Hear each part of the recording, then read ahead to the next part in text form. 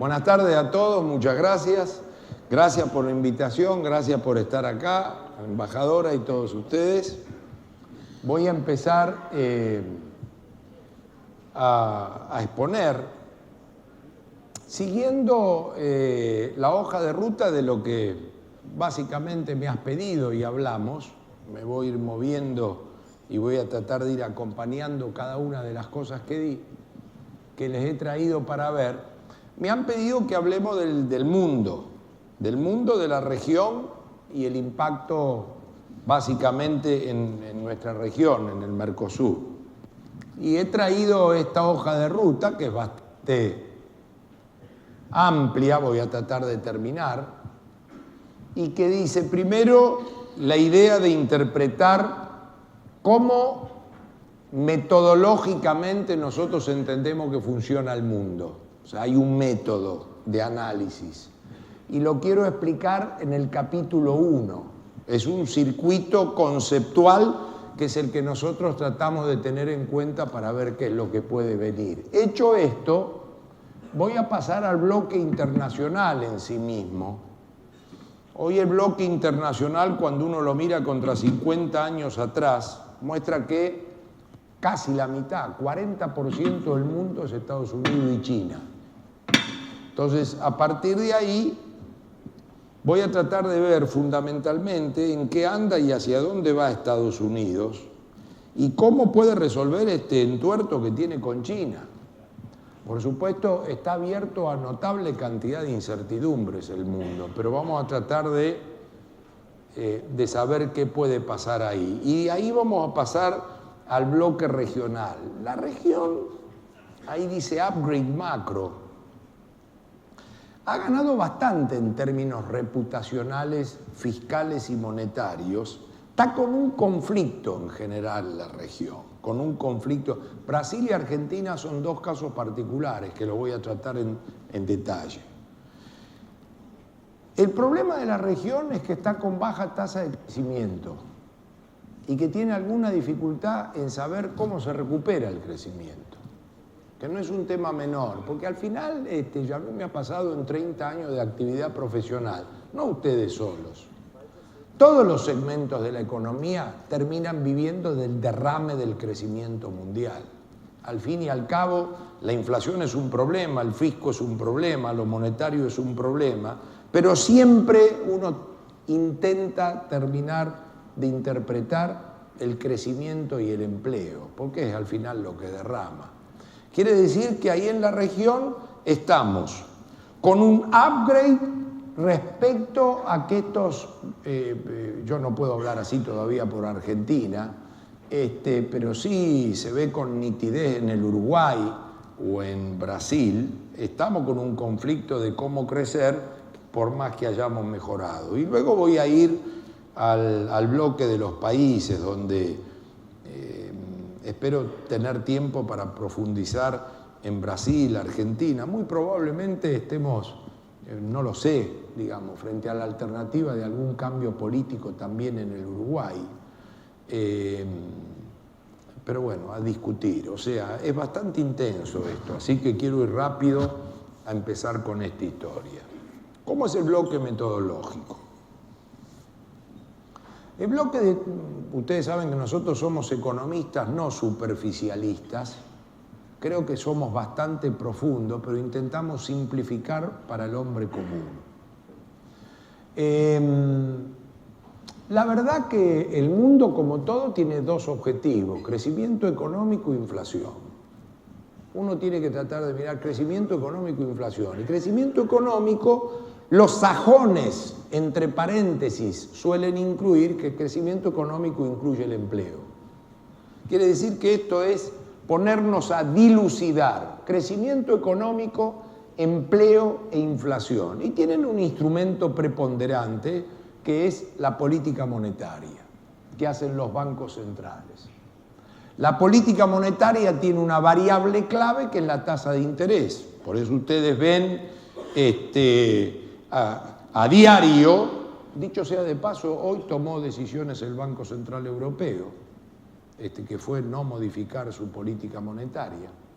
Voy a poner mucho énfasis en eso. Voy a tratar de traducirles cómo eso que parece que está en la estratosfera influye en el negocio de ustedes. La variable clave es la tasa de interés y la tasa de interés termina repercutiendo en las monedas. Y las monedas terminan repercutiendo en el precio de las materias primas.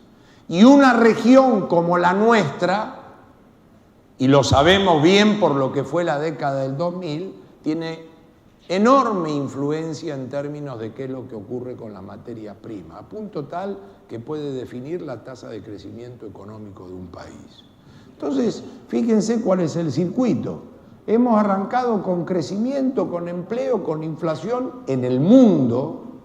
Hemos pasado por bancos centrales que aparentemente no tienen nada que ver con nosotros, el principal, la Reserva Federal Americana, tasa de interés, repercusión en las monedas, y voy a tomar casi religiosamente lo que dice abajo. Tasas de interés altas han significado menos liquidez global.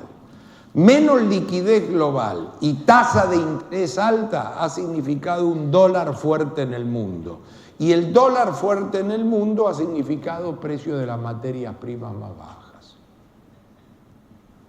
No puedo decir tomen esto linealmente, pero hace 60 años funciona así el mundo. Por el contrario, tasas de interés muy bajas son más liquidez global, pueden significar un dólar más débil en el mundo y precio de las materias primas más altas.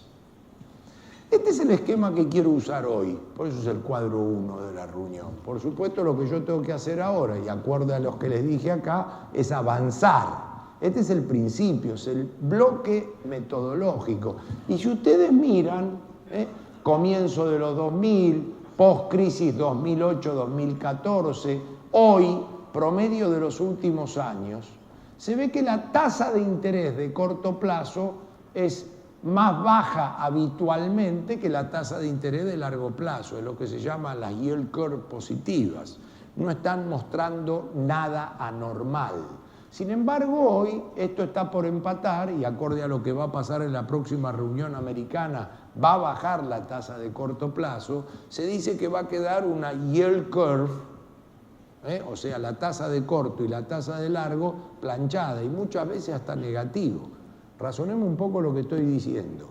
Que la tasa de interés de corto plazo sea más alta que la de largo plazo casi preanuncia recesión.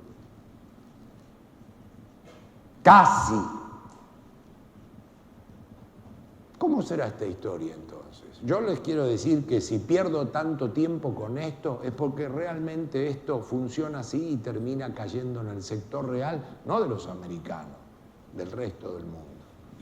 Entonces, aquí, que hoy esto está convergiendo a una situación plana, acaba de salir de una cosa negativa y en el mundo hoy se está discutiendo cómo va a terminar siendo esto. Por supuesto lo tenemos que definir hoy acá y tengo que ser lo más claro posible.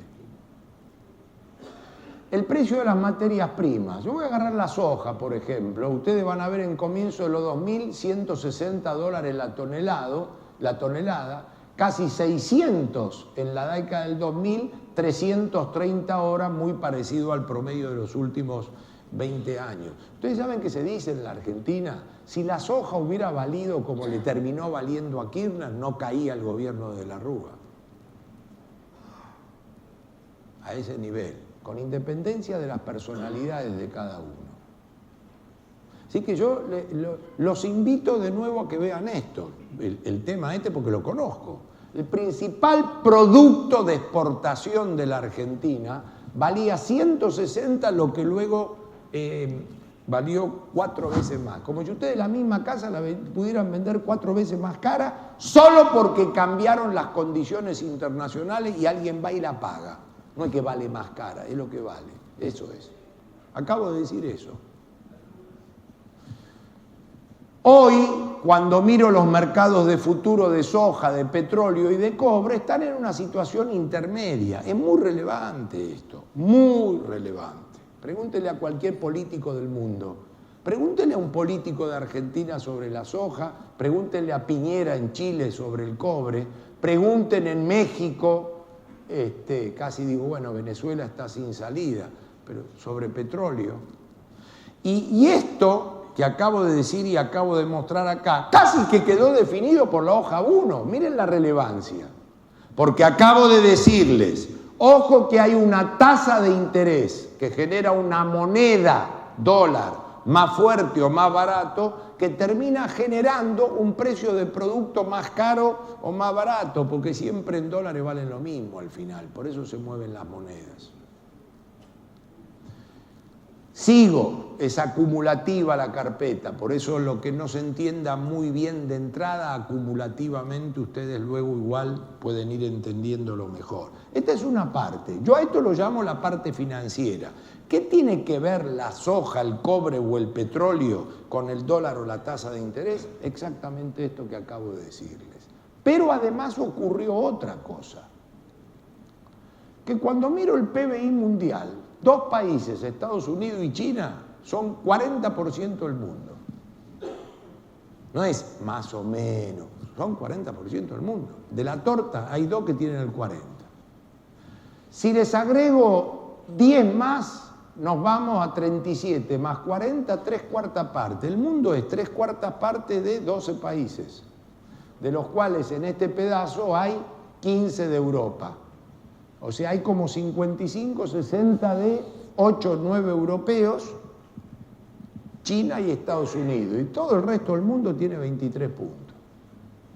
Es el mundo hoy. Ahora miren el mundo en 1980. Estados Unidos tenía 25, hoy tiene 24. China tenía 3, hoy tiene 16. Ahí está el 40. Pero no es un 40 que viene de 27.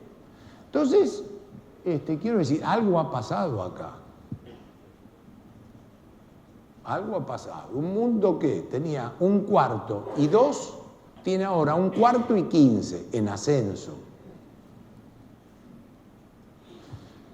Este es un tema.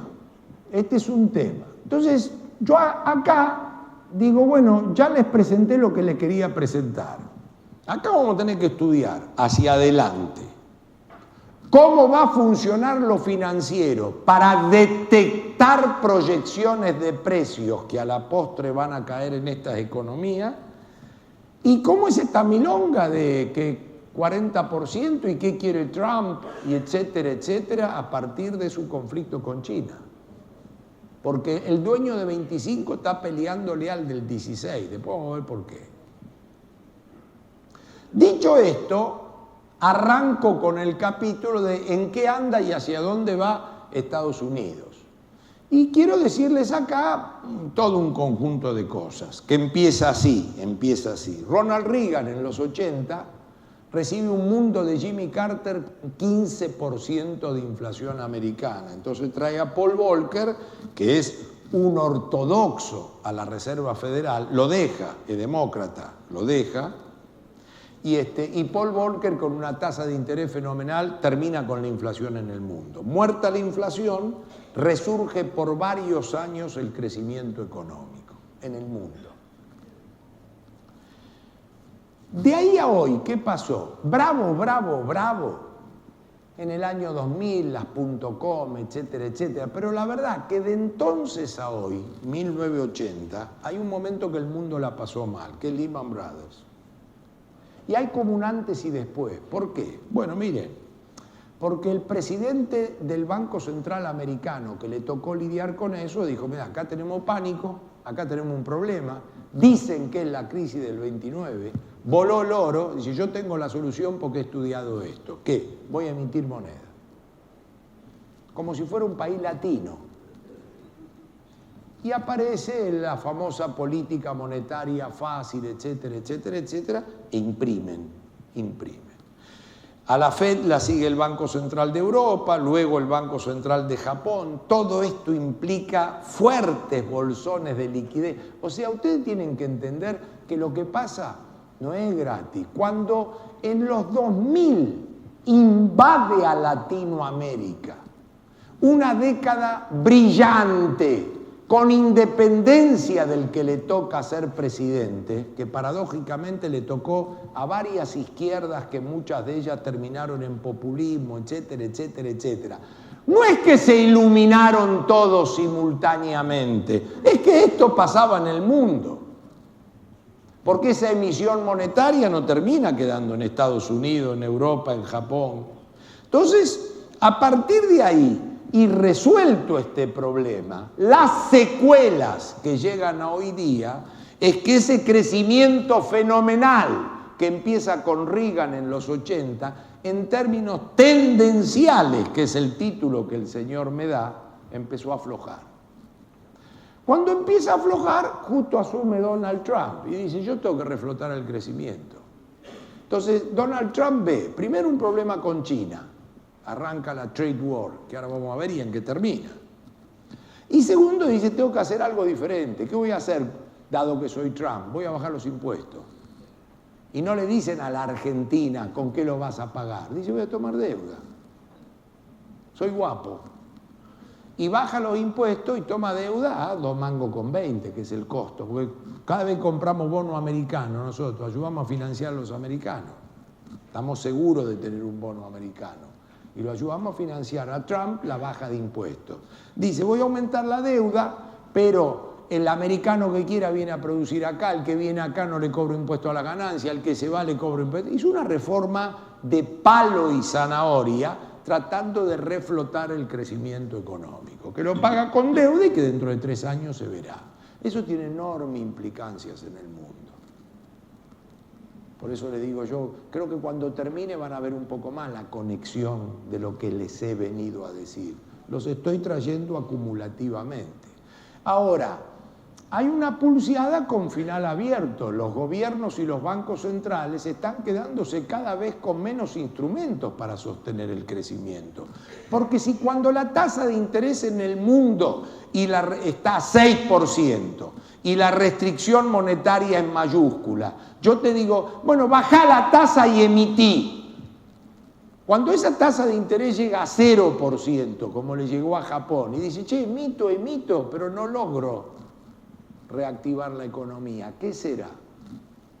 Pregunto, me lo pregunto yo, pues se lo está preguntando el mundo.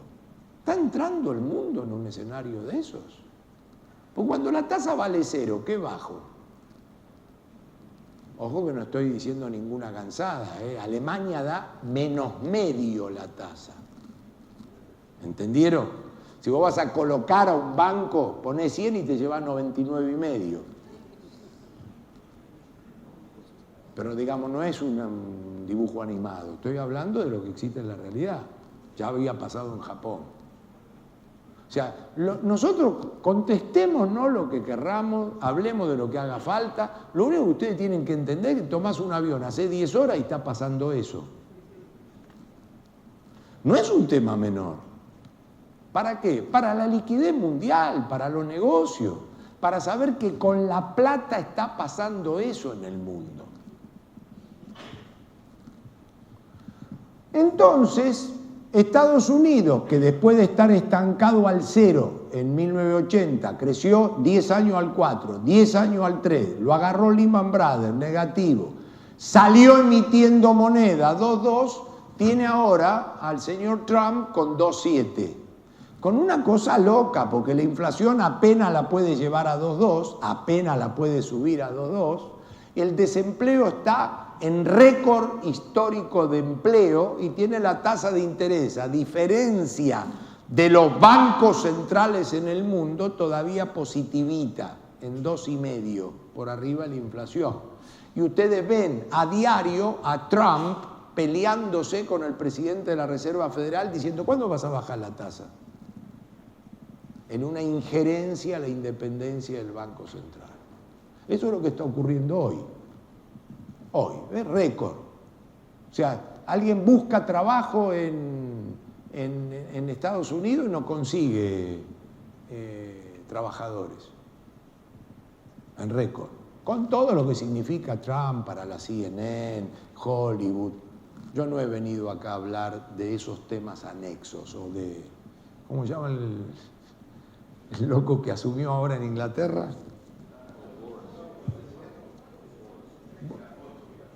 Por eso. Todo más, ¿eh? Boris. Sí, Boris Johnson.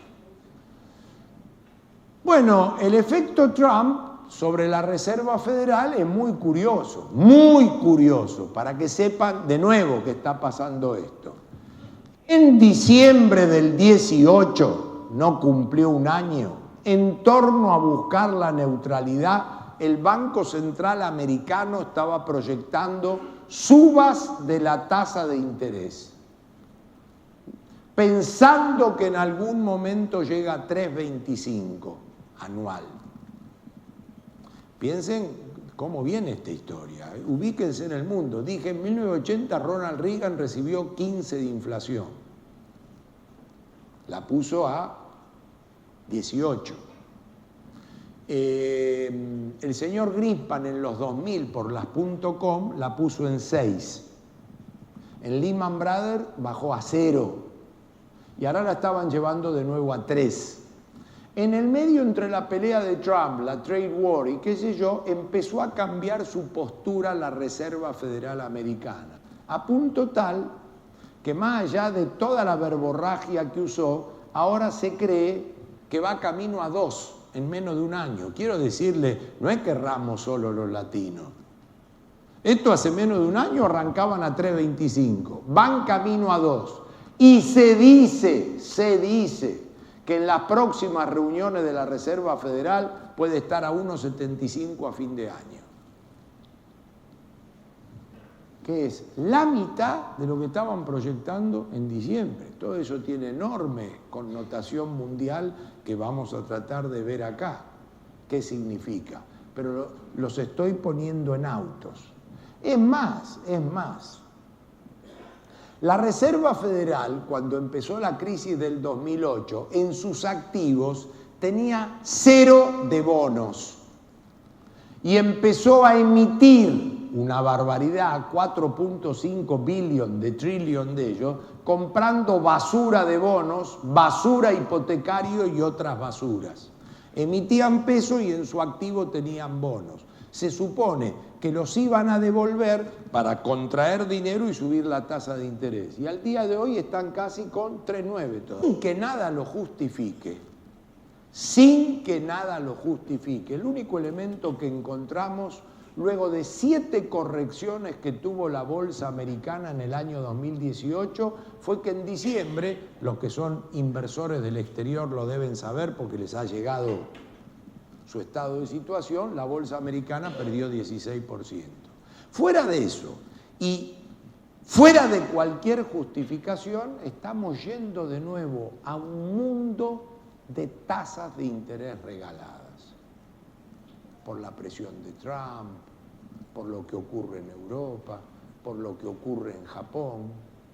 Entonces, no queda claro que con Trump Estados Unidos pueda seguir sosteniendo el cambio de tendencia en el crecimiento económico.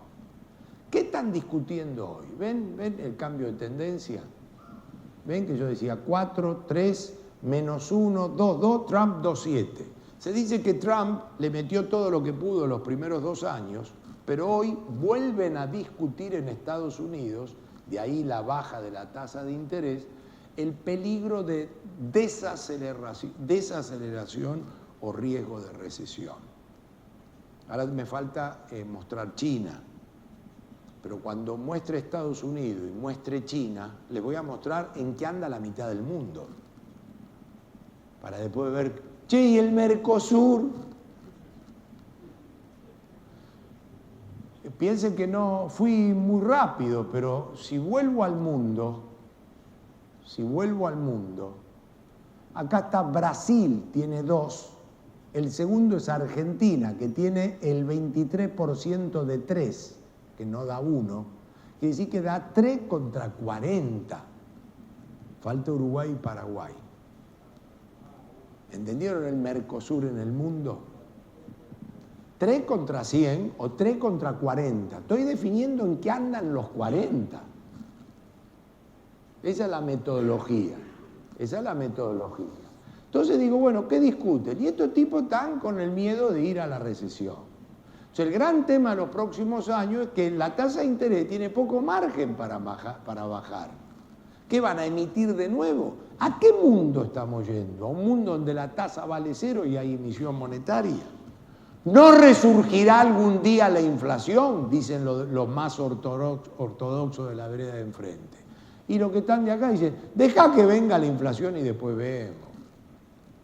Esa es una discusión hoy. Yo les digo, ustedes dicen, che, para eso vine acá, me senté para escuchar esto. Yo les digo, los Nobel en el mundo están discutiendo esto. Y cuando se juntan los presidentes de la Reserva Federal y el del Banco Central Europeo y el del Japón y el G20 y qué sé yo, discuten esto, les aclaro, por si se aburren. Así que en este tema está. China, les he traído 20 años, ¿cómo crecían los chinos? A tasa china, 14. ¿Cómo crecen los chinos? 6. 20 años. Claro, 6 donde hay que firmar. Pero es 1/3 de lo que crecían en la cabeza comunista de los chinos. Si miran los últimos trimestres, están en este lío. Pasaron desde ahora, los últimos 2 años, de 7 a 6,2. Y entonces, ¿qué hay acá atrás? Y acá atrás está la guerra con Trump. ¿Por qué? Bueno, porque estos son muy abiertos al mundo. O sea, no es joda para esto si se les arma la rosca en el mundo. No es que dice, bueno, no importa. ¿Qué pasó? Me sobraron 10 paquetes, mandáselo a aquel, que es lo mismo, ¿no? Estos si se quedan con inventario, estos tienen toda una máquina de crecer al 14, pasan al 6. Y entonces tienen un lío. Indirectamente ven que se les está haciendo pelota la tasa de inflación. ¿Por qué? Por la recesión. ¿A cuánto van los chinos? A 0 también. O sea, quiero decir que no se le acumule merca a todos estos.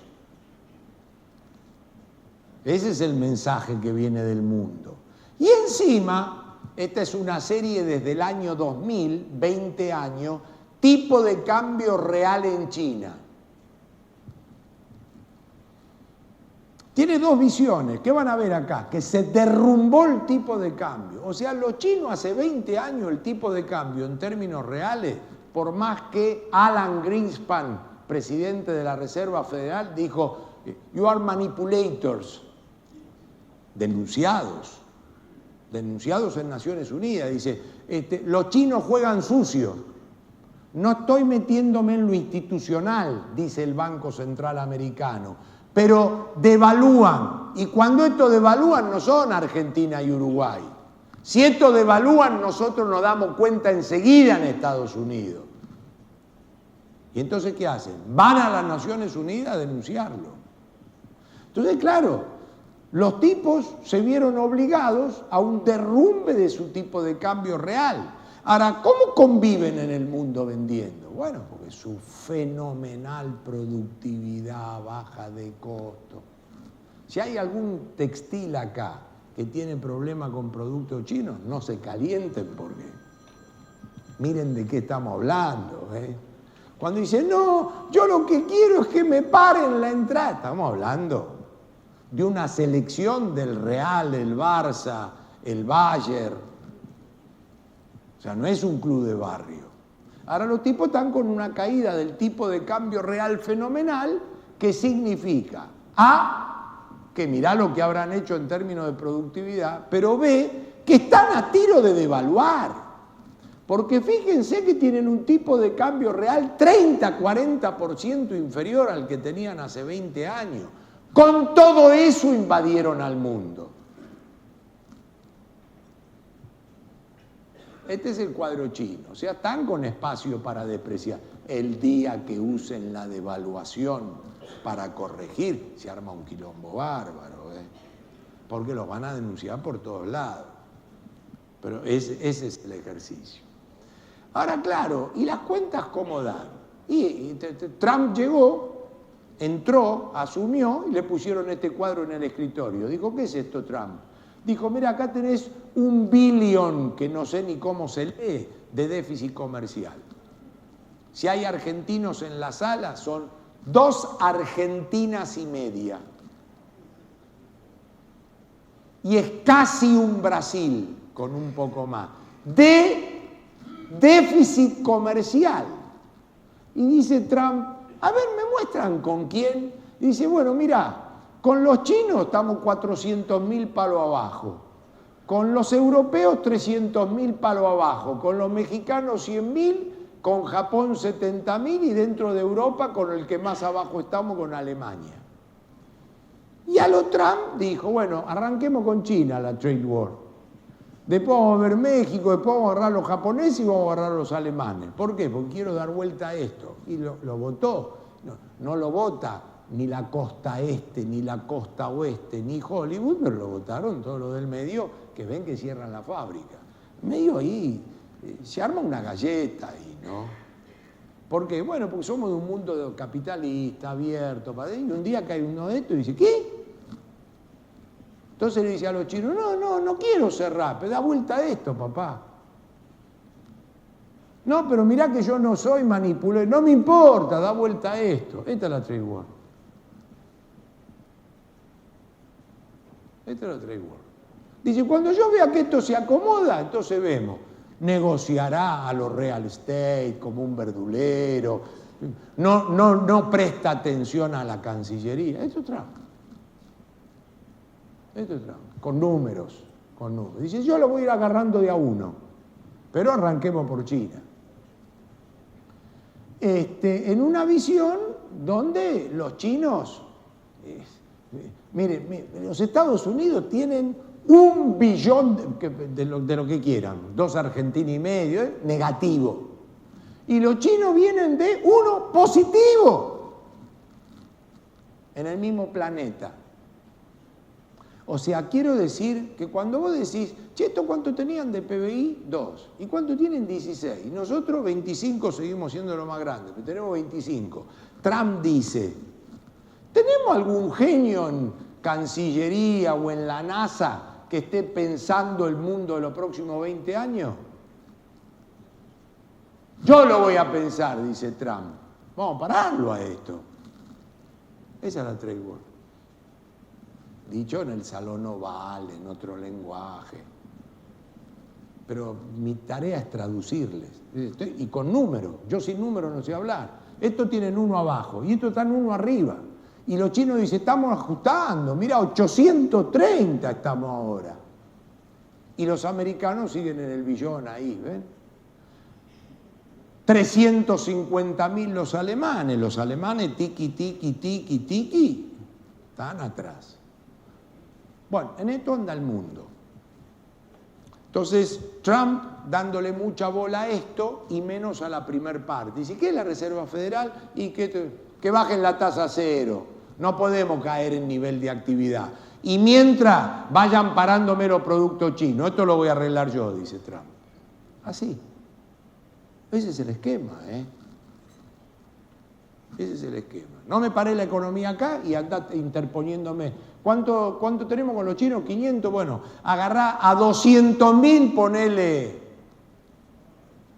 Y entonces los americanos dicen, pues si ponemos un arancel, sube el precio local del producto, acorde a lo estudiado en la teoría del comercio internacional. Dice, no, que sean productivos y no suban los precios. O sea, quiero decir, acá tenemos problemas latinoamericanos, allá también hay. O sea, tienen que tener cuidado de que los aranceles que le van a poner a China no le suba la tasa de inflación o no le impida vender. Y ocurre, sí, ocurre. Porque en las importaciones que vienen de China es automático el aumento de los precios.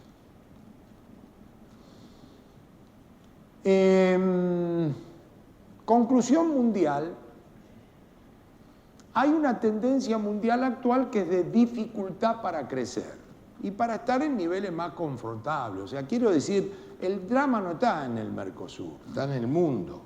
Estados Unidos hace 2 años se desacopló, pero no alcanza a derramar al resto del mundo. Y China, en el planeta Tierra, viene justamente en sentido contrario. mayor problema que tiene el mundo hoy es que no tiene factores claros que hagan al crecimiento. Yo cada vez que termino de hablar de Argentina me dicen, ¿y por dónde usted ve que crezca la economía? ¿Qué sectores son los que el mundo no sabe? Dice, no tenemos claro a futuro si es la integración, si es el comercio, si son las materias primas, si es la plata. La falta de crecimiento derivó en una caída abrupta de la tasa de inflación. Y en este contexto el mundo discute cuál es el instrumento para recuperarlo cuando la tasa de interés está tan baja. Ahí estamos. Están cortos de instrumento. En otras palabras, hay poco margen para esperar un mundo de envergadura en materia de crecimiento económico. Se lo podía haber dicho al minuto de empezar. Los traje desde los bancos centrales, Estados Unidos y China, para entender un poco qué es lo que está pasando. Y ahí recién entro en el bloque regional. El bloque regional es un bloque donde bastante, dado que, a ver, ¿qué pasó en la región, en los mercados emergentes y en la región? Vino una década de 2000 formidable, lo saben todos, acá el que no lo sabe puede levantar la mano y decir no. Volaron los commodities, acorde al presidente que tuvo cada país, lo aprovechó mejor, lo aprovechó peor. Los populismos salen y afloran si tienen qué para repartir. Los populismos son propios de periodo glorioso. ¿Por qué? Cuando se termina la mosca, ya está. Entonces, dependiendo, México, Chile, Colombia, Perú, Brasil, Uruguay, Argentina, Paraguay, quebraron la inflación, evitaron típicos efectos dominó, operaron muy bien Brexit, el propio Lehman, la guerra comercial, Turquía. Estos eran eventos suficientes para tumbar una economía emergente o latinoamericana, que se la bancan bastante bien. Han elevado bastante su colchón de reservas, tienen bastante buena percepción crediticia, han tenido resultados de deuda satisfactorios. Quiero decir, especialmente a los más jóvenes, antes habían despelote de verdad. Entonces acá ha habido una suerte de upgrade macroeconómico y financiero, pero se pagó tanto para los andinos como para el Mercosur, 2000, 2010, 2011, 2015, 2016, 2019, se pagó con desaceleración económica. También. Si ven los números, no sé cuánto se ve de acá, pero también. Los que crecían al 5 o 6 crecen al 2, los que crecían al 3 están 2 negativos acá, Brasil y Argentina. 2 positivitos, Uruguay y Paraguay. Las inflaciones bajas del 2%, el 4%, ahí aparece un 35% que es Argentina. 7 y pico, 8 Uruguay, 4. O sea, la conclusión en la región de esto que en el mundo se está viviendo es que del 2016 a hoy hay un parate evidente. Estoy dándole yo brocha gorda generalizada. Después él le fue un poco mejor, a ella le fue un poco peor. En un contexto donde si crecíamos al 6, creces al 2, a ella le va un poco mejor, a él le va un poco mejor, pero ligan todo para atrás. Y lo mismo al revés. ¿Por qué? Porque el mundo es así. Entonces, la región está ahí. La región medida por comercio, actividad. Y a la región se lo mide también por inversión extranjera directa, la azul, e inversión de flujo de capitales que entran en la región, celeste. ¿Qué se ve ahí? Y se ve que en el 2014 y en el 2017 hubo una montaña de plata que entró a nuestros países. Y se ve que el 15, el 16, el 18 y estimado el 19 no son bajos, son peores. No son bajos, son peores. ¿Por qué esto es importante? Porque el famoso está entrando guita de afuera. Es esto. No es que un día se despertaron y esto se está entrando guita de afuera. Che, ¿cómo está? Y qué sé yo, lo que fuera 800 es 500. ¿Y 500 es mucho o es poco? Es lo que hay. Y esto empuja el crecimiento, sí, pero menos. Y decime, si la Reserva Federal baja la tasa de interés, los bancos centrales de Europa y Japón reinyectan la... ¿Esto vuelve a subir o no? Porque ¿a dónde va a ir? Bueno, esa es la esperanza financiera. De la misma manera que podemos ser damnificados de la trade war como región, podemos ser beneficiarios de esta montaña de liquidez a la cual va el mundo. ¿Entrará en la pregunta? O sea, si ustedes ven el precio de las materias primas desde el año 2000, con el dólar más fuerte, con el dólar más débil, hoy otra vez con el dólar más fuerte, evidentemente estamos en precios del cobre, del oro, del maíz, del trigo, de la soja y del petróleo, más en precios promedio en lugar de los más bajos o de los más altos. ¿Qué estoy diciendo? Estoy diciendo de repente, en este mundo, a hoy, y con lo proyectado, pareciera que si algo la región puede ligar, es más de carácter financiero que de la actividad real. De confirmarse estas tendencias internacionales. Eso es lo que estoy diciendo.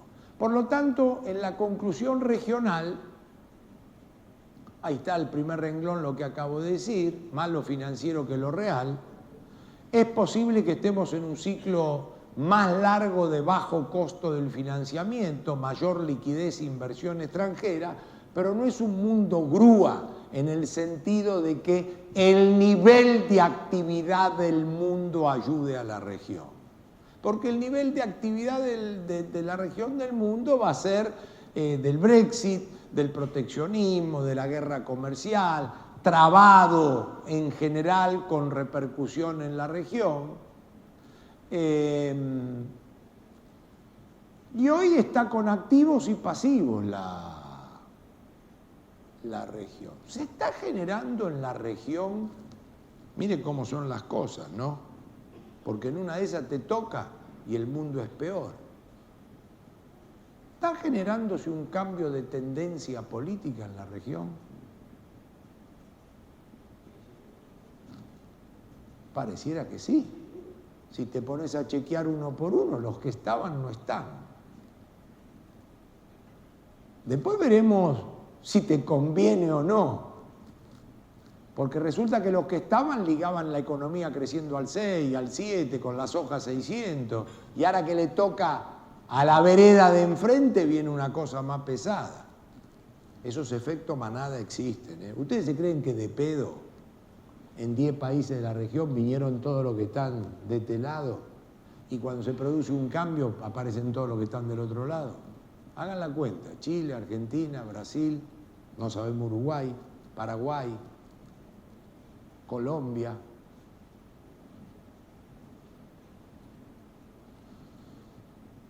Es un momento de bajo crecimiento económico, de falta de competitividad, de escasa productividad. Yo sigo a todos los países estos. Más o menos, siempre Argentina es una excepción, porque todavía nosotros no estamos ni siquiera de los que pudimos estabilizar la economía. Pero fuera de eso, estamos con un patrón de falta de competitividad, de escasa productividad. Ustedes piensen que en el resto del planeta se están matando por mejorar la productividad y desplazar al otro. Por lo tanto, todos los ejercicios de nutrición, dieta y gimnasia que haces todos los días, te parece que estás un poco mejor, pero cuando vas al gimnasio ves los otros físicos y decís... Siempre en tu casa, en el espejo, decís qué bien que estoy. Y después cuando vas al gimnasio decís, no vengo más acá al gimnasio. Esa es un poco la historia del mundo, de lo que uno está viendo. Por supuesto, aparecen Argentina y Brasil con dos situaciones muy particulares. Brasil con un problema evidente de crecimiento. Brasil tiene, no sé cuánto habrá en la audiencia brasileña, Brasil está con un problema de crecimiento. Uruguay está con un problema de inflación. Argentina está con los dos problemas. Y Paraguay es justamente uno de los que crece a tasas altas sin inflación, medio como que está rompiendo la... Yo diría a los paraguayos, toquen madera, si hay alguno acá. Por eso, toquen madera y apaguen esto y rajen ahora. A ver si... Por eso. Ustedes sigan ahí, digan, fui a ver un loco que habló tanta gansada, váyanse a tomar un vino ahora y ya está. Bueno, el caso brasileño es un caso muy interesante porque tiene 400.000 millones de dólares de reserva, 200 de riesgo, déficit fiscal manejable, mínimo récord de tasa de interés, inflación súper baja y 50.000 millones de dólares de saldo comercial después de venir menos 4 y no puede crecer. Es un tema, Es un tema. Yo recién estuve con gente acá del Uruguay, digo, ¿cómo se baja la inflación acá? En diciembre, en enero, ¿cuándo sube el próximo gobierno? ¿O continúa? Primero, ¿cuál es la medida para bajar la inflación? Medida para bajar la inflación. Hay que bajarla. Brasil, no sabemos, porque subí la tasa y te pasan otras cosas. Siempre nada es inocuo en economía. Es un juego de suma cero. Los brasileños, ¿no ven esto? Que necesitan que yo diga esto. Llevan años. Es envidiable. Reservas internacionales, riesgo país, déficit fiscal, Selic, inflación, saldo comercial. Ahora, antes del plan real, el plan real de Cardoso se empieza a desinflar. Viene, miren qué relevante, miren el periodo de Lula, Dilma, que ligan. Miren la relevancia del capítulo 1 y 2 que hemos hablado. Es el mismo país. Y nadie va a criticar a Fernando Henrique, que dicen es el padre de todo esto. Pero crecía al 1 y pico, y esto crece al 4. Viene la crisis política menos 2, y ahora es una economía estancada al 1, y la bajan todos los meses. Qué relevante es el mundo, Y cuando uno se internacionaliza más. Miren el PBI per cápita, una lágrima, está con un problema de crecimiento. Entonces, viene frente a estos insumos brillantes y a este problema, viene un giro de 180 grados. Siempre respetuosamente. En mi casa se enseñó a respetar y educadamente a todos los presidentes de todo el mundo. ¿Se guarda cuando se dice, no, Macri, Bolsonaro, son los presidentes? Tabaré. Entonces, viene un giro de 180 grados. ¿Qué hace? Dice, voy a terminar con voy a ir a superávit fiscal si hace falta. Voy a sacar la reforma previsional. Voy a recortar los impuestos. Voy a reducir la deuda pública. Voy a privatizar. Voy a simplificar los impuestos. Música celestial. Lo único que he hecho es copiar sus mensajes, Ahora, ¿qué dice? Dice, voy a hacer todo esto, fuera de las guerras culturales, ideológicas. En algún momento va a tener que aflojar de eso. Todo eso es lo que le da condimento a mostrarse como diferente. Ahora, presenta un programa. Es una prueba política, económica. Va la reforma previsional, que es peor que lo de Argentina, porque le puede explotar.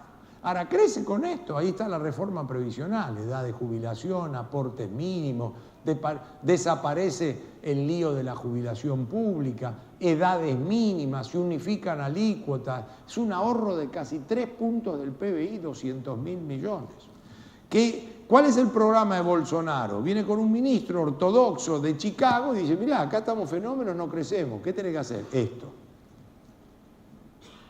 Y está abierto. Abierto. Lo primero que hay que saber es que, miren, les he puesto cómo va modificándose la tasa de crecimiento esperada desde enero. Se creía que el 2019 crecía 2,4, 2,4, lo bajan a 2,1, lo bajan a 1,9, lo bajan a 1,4, lo bajan a 1, lo bajan a 0,9. En 10 meses, de 2,4 a 0,9, proyección de crecimiento. Con la bolsa, excepto el 2012, en dólares volando. O sea, hasta ahora decepcionando en tasa de crecimiento económico. Las previsiones se recortan todos los meses, pero el mercado financiero apostando. En la jerga internacional se dice que primero votan los mercados. ¿Será así?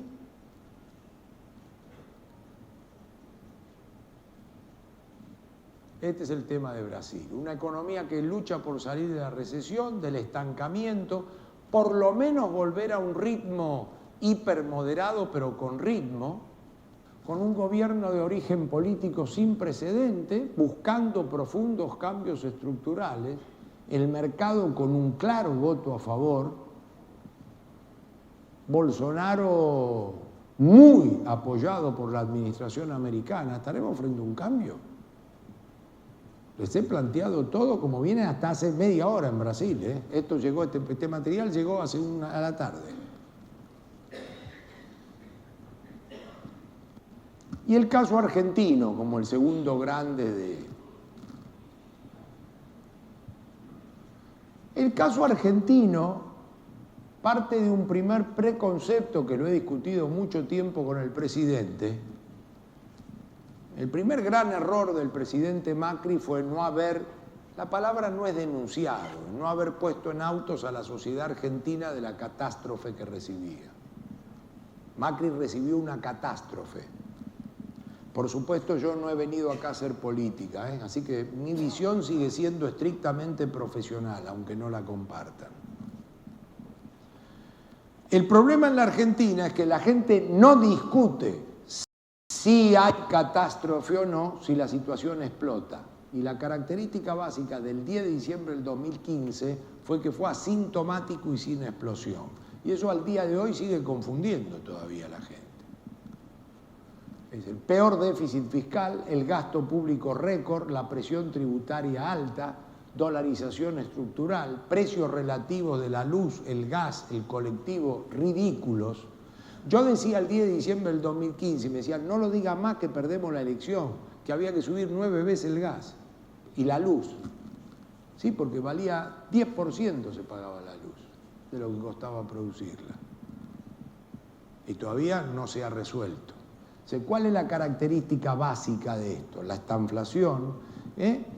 La característica básica de esto es que la herencia no resuelta del 10 de diciembre del 2015 a hoy, luego de subestimarla, todavía no ha sido resuelta. Entre otras cosas, porque también Macri arrancó con mala praxis.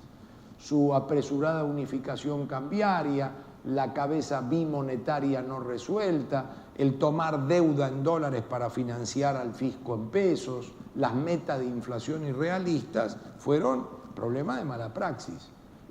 La mejor manera para tener autoridad para la crítica es reconocer los errores propios.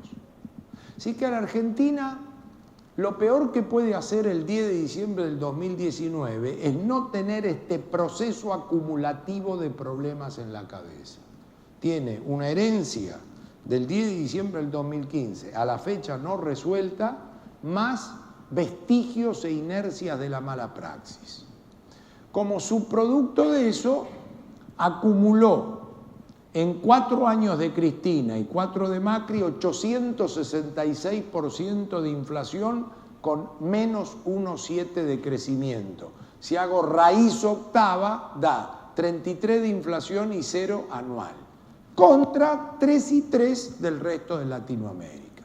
Quiere decir que Argentina perdió terreno en los últimos 8 años, fuera de todo lo que conté del mundo y de la región.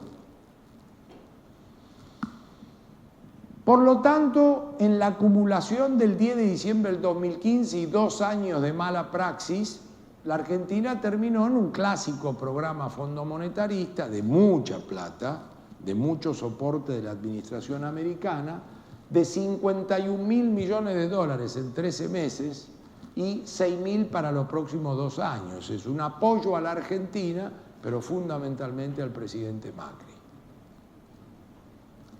Esta es la plata que Argentina necesita entre deuda y déficit fiscal, ya que se le cerraron los mercados. Y le queda ahora una agenda por delante. ¿Cuál es la clave inicial de una agenda profesional? Bueno, el 10 de diciembre del 2019, gane quien gane, ¿dónde está el riesgo país de Argentina? ¿En un country risk que le permite volver al mercado a roloverear su deuda o con la necesidad de continuar siendo asistido monetariamente por el fondo? Porque yo digo, cuando te prende fuego y se terminó el agua en el mundo, el único carro que queda con agua es el del fondo. Y así fue. Por supuesto, el fondo a cambio del dinero pidió un programa muy básico, yo lo denominé cariñosamente un plan picapiedras por lo rústico, que es no emitir, no gastar más de lo que se recauda, no usar dólares de la reserva para evitar un default, una espiralización cambiaria e inflacionaria y llegar decorosamente a la elección. Es llegar sin una crisis, pero sin que crezcan flores en el jardín. ¿Qué es lo que ocurre hoy en la Argentina? Estamos discutiendo si el nivel de actividad es una L. La inflación, en el mejor caso, es al 2% mensual. Está pronto a un equilibrio del fisco logrado a los ponchazos. Y eso sí llega sin una crisis bancaria, sin una crisis financiera, sin una crisis monetaria, con el dólar relativamente bajo control. No es una economía para ganar una elección, pero puede ganar la elección por los rivales. Les he simplificado más o menos lo que está ocurriendo. Continúa vigente el acuerdo actual, hay más plata fresca, vamos a facilidades extendidas. Si vamos a... Estoy bien de hora, ¿no? Sí. 10 minutos más, perfecto. Dale. Si vamos a un acuerdo con el fondo por más plata, el fondo va a pedir superávit del fisco, no equilibrio, y va a pedir 2 leyes, la laboral y la previsional, que tienen que ver con la competitividad y con un problema fiscal, como ocurre en Brasil. Y hay también una discusión que es si la deuda argentina es sustentable o no en el tiempo, donde de comienzo va a venir la definición de que sí es sustentable, y luego el tiempo va a decir. Por lo tanto, hay un conjunto de reformas evidentes. La pregunta de cómo se descongela el plan Picapiedra no es menor. Luego hay una reforma previsional, una de trabajo, una ley de responsabilidad fiscal. Tiene que reanudarse la actualización tarifaria. Puede venir cuestiones homeopáticas. ¿Este es mío? Cuestiones homeopáticas en materia de tributación, pero hay un conjunto de reformas menos evidentes, fundamentales, que yo creo que el 10 de diciembre no van a venir, pero no son para descartar en la Argentina a futuro, que sí va a haber una reforma a su régimen monetario, cambiario y bancario. ¿Por qué? Bueno, porque Argentina, si acá hay uruguayos saben cómo es esta historia, los brasileños no lo pueden entender, tiene un régimen donde el peso es una moneda de transacción y el dólar es una moneda de ahorro. Los argentinos ahorramos en dólares aunque no haya crisis. No se trata de que hay corrida porque tengo miedo. En el 2016 y 2017 hubo 1.000 a 1.500 millones de dólares mensuales de ahorro de argentinos en dólares. ¿Dónde están colocados? Al 0. O al 1, pero están en moneda segura, y el grueso de eso, 80%, no queda en el sistema bancario local, porque hay temor a la moneda y temor al sistema, y eso es independiente de Macri. Ahora voy a decir, bueno, es verdad, Macri, ¿qué tiene que ver con esto? Macri nada, pero lo arregló tampoco. Entonces una cosa de 70 años, de 80 años arraigada. Su sistema bancario hoy tiene 80% de instrumentos colocados en LELIQ, que es un título del Banco Central, no en crédito al sector privado.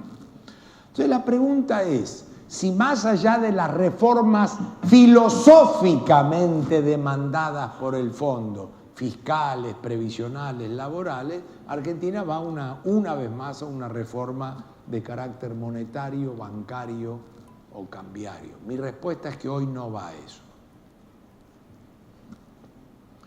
En el fondo, el desafío 1 va a ser conseguir financiamiento para el 2020 y 2021 del orden de los 20.000 millones de dólares anuales, 10 en dólares y 10 en pesos.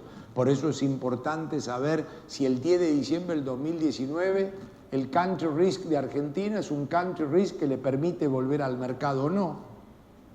Si no, el único bombero que tiene agua es el fondo. Ahí tienen el riesgo. El riesgo, Macri lo supo tener en 350 basis, con 2.40 de Brasil, y luego se le fue a 1.000, con 2.40 de Brasil.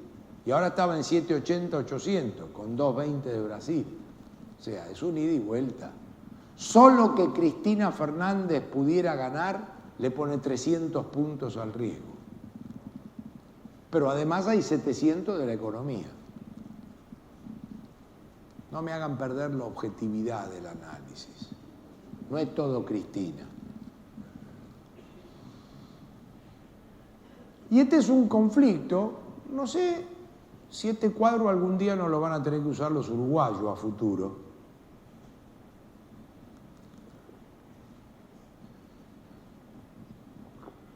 Acá les he traído 60 años de gasto público en términos de PBI en la Argentina y de presión fiscal al sector privado. La línea azul es el gasto público y la línea roja es la presión fiscal. La diferencia es déficit. Acá en esta línea vertical, 2003 subieron los Kirchner, que habían tenido un poquitito de superávit al asumir. Y al gasto público, que ven que tiene este patrón el gasto público. Yo lo denomino en 50 años un gasto público histórico financiable. Como vino la década de 2000, con la soja y los pension funds, con el gasto público pasó esto en la Argentina. Y se fueron acá. Y subieron la presión fiscal al sector privado hasta acá. Recibieron superávit y dejaron déficit. El issue no es el déficit. Argentina déficit de esta magnitud tuvo 200 veces en su historia. El problema es dónde dejaron el gasto y dónde quedó la presión fiscal. Macri 2 años no la atacó, se financió con deuda hasta que le agarró la realidad. Y la realidad fue, te doy 50 lucas, pues me haces el plan Picapiedra. A las piñas el Picapiedra está buscando un equilibrio en cero, pero todavía a niveles de gasto público y de presión fiscal insostenibles en el tiempo. Por eso dije, no, ojo que los uruguayos no tengan que ver esto algún día. ¿De dónde queda esto? ¿Por qué? Bueno, cuando tenés guita, te pasa en tu casa, cuando tenés plata o entra plata, vos te das cuenta que subiste un poquito los gastos. Fuiste más a comer afuera, cambiaste más la ropa. En un momento dado mirás y decís, che, estoy un escalón arriba del gasto. ¿Por qué? Y se ve que entró. ¿Cómo ajustás? Y o preventivamente ajustás para no meterte en un quilombo futuro, o la realidad te hace ajustar. Es eso. Pero la postura es, ¿llegó otra vez a la zona de por acá? ¿Por qué? Porque si 50 años estuvo en la zona de por acá, ¿qué me justifica ahora estar en la de por acá?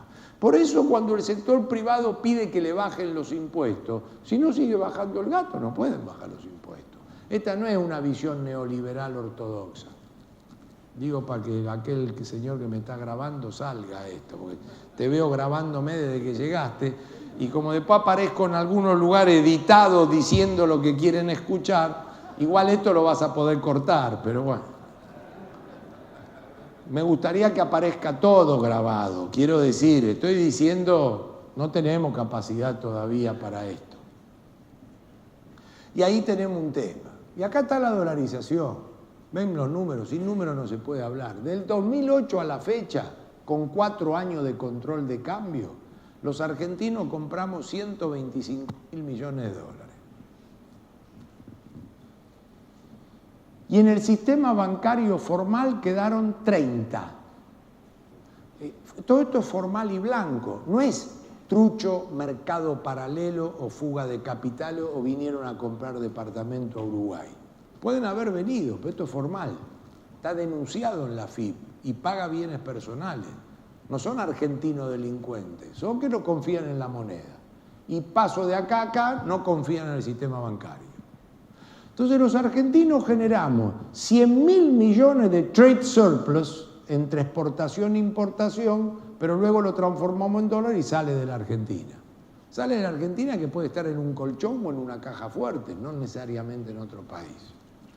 Entonces, ¿yo qué les he mostrado? Les he mostrado, mirá, tenemos este problema, tuvimos este problema, como este problema, después la mala praxis que yo, vino el fondo, puso 50 lucas, tenés las 50 lucas, ahora va a venir algo, hay una agenda, pero las reformas menos evidentes, la del régimen monetario, cambiario, bancario, ¿van a estar en la mesa? Mi respuesta es que no, porque no está en la filosofía fondo monetarista. Fondo monetario es arreglar los números fiscales. Lo digo desde una visión capitalista y liberal, así que no crean que acá vino el comunista melconiano a hablar en contra del fondo.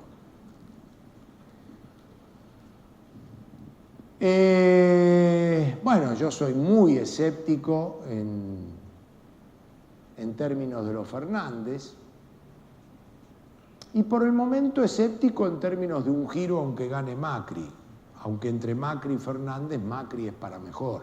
Al revés de lo que acaba de decir el profesor Calvo de Maryland. Es un brillante argentino en Estados Unidos, muy conocido, que dice: a Argentina le conviene que ganen los Fernández.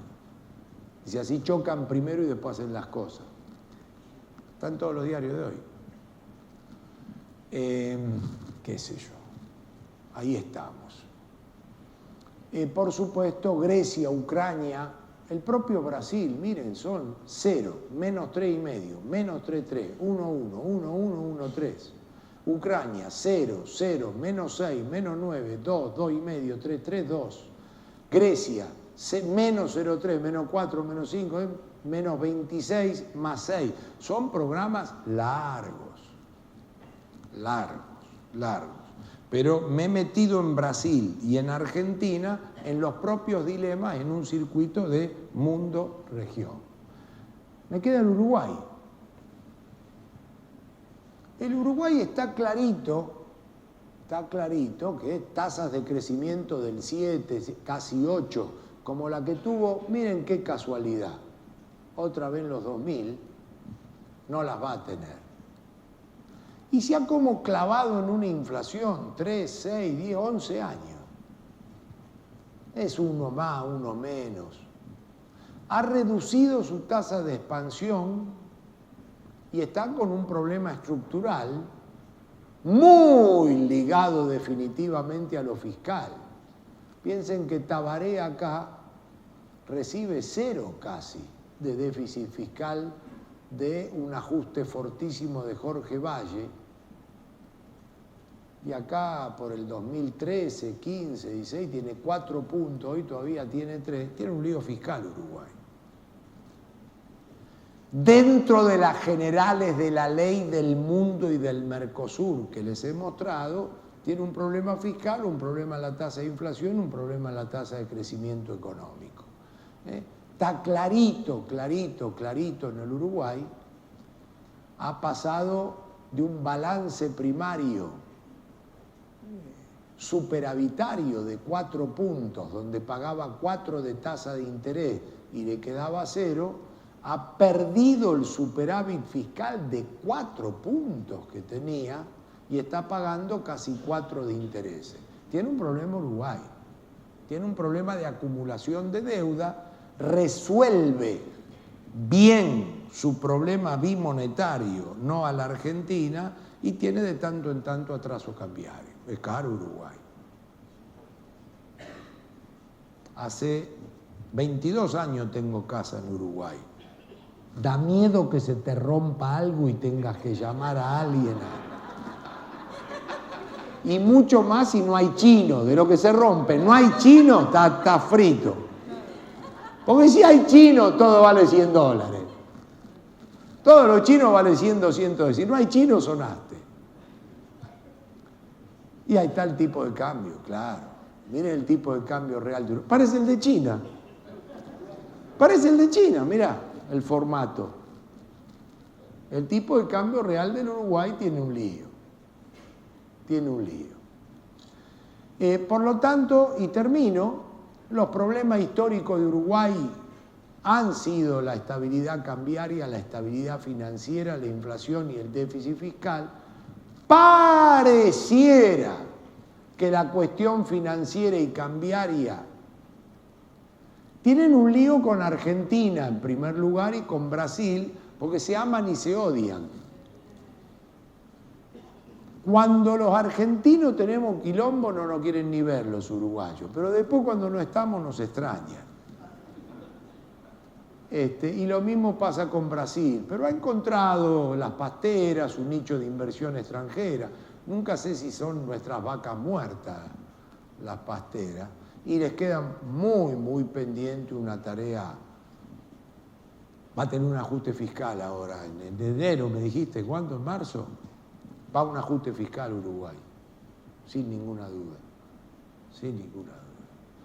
Bueno, le quedan acá los anexos de países, les he traído acá que el señor me pidió que les deje los números, Brasil, Argentina y la envidia de todo.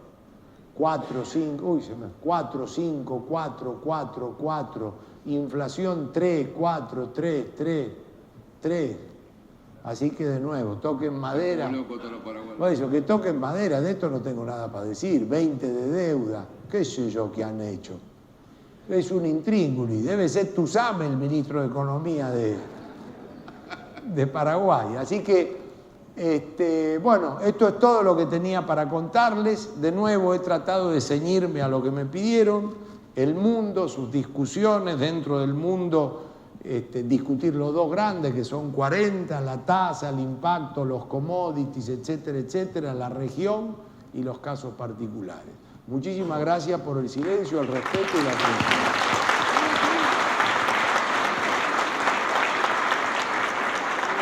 Carlos, muchas gracias. Por favor. Un par de preguntitas. ¿Cómo no? Recién afuera hablábamos. Primero, cuando hablamos hace 3, 4 meses, me dijiste... ustedes están muy bien, nosotros más o menos, estamos mal acá. Bueno, no uso las palabras que usás vos, bueno, o las puedo usar también. Y ahora cambió la cosa, porque siguen inyectándole plata y 50.000 palos, como decimos, es mucha guita. ¿En dónde? ¿Allá? Allá que le pusieron. Entonces, no han podido bajar, o sea, están en la línea que les marcó el fondo del dólar. ¿Pensás que con esta inyección que hubo hace unos días puede llegar a que a fin de año afloje un poco? No, más o menos. O sea, el tema es así. O sea, hay que ponerlo en contexto. Por eso quise hacer. Macri, él mismo ya lo ha reconocido públicamente. Yo sé que habla contigo semanalmente, sí, por ahí, no tanto, cada no 10 tanto, días. pero sí. Por supuesto, de todos modos son conversaciones íntimas con el amigo, pero yo no tengo cosas que, ni doble discurso. Ahora que con Pichetto se ha puesto de moda ser coherente, homogéneo, no tener doble discurso, yo hace 5 años, 10 vengo con esa historia. Así que no hay nada que no se sepa, pero la historia en un momento terminó en el fondo y el fondo puso la plata como para evitar una espiralización cambiaria, inflacionaria y el default, y contra eso vino algo que la palabra programa le queda grande, pero algo muy duro, para controlar un díscolo como Argentina, que tiene 70 años de estas cosas. Entonces la verdad que no es nuevo. Yo del primer día he dicho, y acá se ve por tele en Uruguay o se lee, Mira, esto no está hecho para que crezcan las flores. Si alguien cree que porque van a ver margarita en los jardines ganar la elección no va a ser eso. ¿Qué es lo que hay ahora? Ahora, si vos crees que la tranquilidad financiera, bancaria te puede ayudar, sí. Y los rivales. O sea, Argentina no está en una elección donde está eligiendo entre Sarmiento, Mitre, Roca, San Martín, Belgrano. Tiene una elección, vos ponés Intratable y te das cuenta. Seguimos en Intratable, Infantinos. Entonces te quiero decir, hoy los rivales siguen siendo el mayor activo que Macri tiene en términos de que son responsables de lo que Argentina recibió.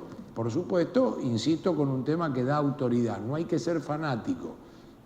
Hubo mala praxis también, o porque se subestimó el diagnóstico, porque se sobreestimó la capacidad, y lo que somos futboleros, no hay partido amistoso, ¿viste? Son todos chivos.